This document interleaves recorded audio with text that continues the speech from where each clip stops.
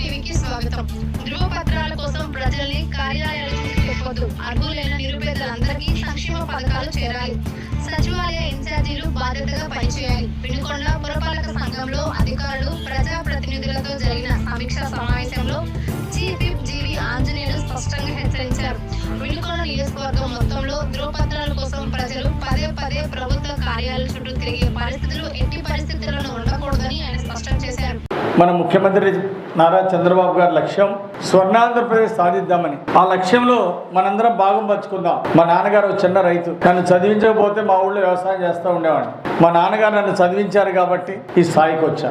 మా అమ్మ నాన్న గురువులకు ఎంతో రుణపడి ఉన్నా. నేను ప్రత్యక్ష రాజకీయాల్లోకి ఎందుకు వచ్చానంటే ముఖ్యమంత్రి చంద్రబాబు గారు కారణం. యువ పారిశ్రామికవేత్తలు రాజకీయాల్లోకి రావాలి అని ఆయన పిలిపించారు. మీరు 100 కోట్లు సంపాదించుకున్నా 1000 కోట్లు సంపాదించినా ఎవడ గొప్ప?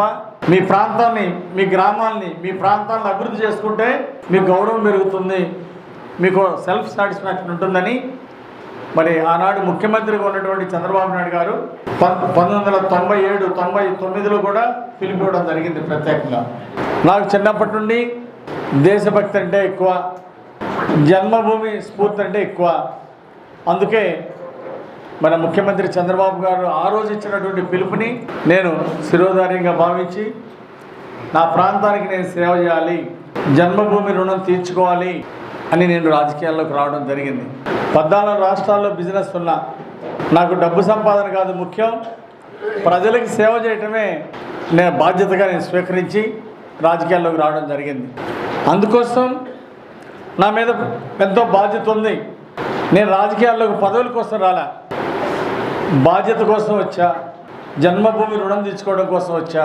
ఎమ్మెల్యేగా అధికారం చెలాయించడం కోసం లేదు. నేను ఈ నియోజకవర్గాన్ని అభివృద్ధిలో ముందుకు తీసుకెళ్దాం, పేదరికం లేని సమాజాన్ని తీర్చిదిద్దాలని ఆ రోజు అన్న ఎన్టీ రామారావు గారు సమాజమే దేవాలయము, ప్రజలే దేవుళ్ళని, పేదరికం లేని సమాజాన్ని తీసుకురావాలని అన్న ఎన్టీ రామారావు గారు తెలుగుదేశం పార్టీని పెడితే నేను కాలేజీ విద్యార్థిగా ఉన్నప్పుడే నేను ఎన్టీ రామారావు గారికి ఆకర్షితున్నాయి.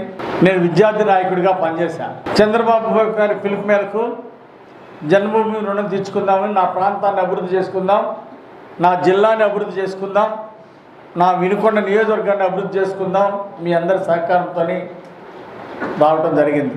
వచ్చేటువంటి 100 కోట్ల ఆదాయం కంటే కూడా నాకు జన్మభూమి రుణం తీర్చుకోవడమే ముఖ్యమని చెప్పేసి వచ్చానంటే అంటే దానిలో నేను ఎంత సీరియస్నెస్ ఉన్నానో ఈరోజు కూడా రేత్రి 9 దాకా 10 దాకా కూడా నేను పనిచేస్తుంటానంటే కారణం ఆ తపన.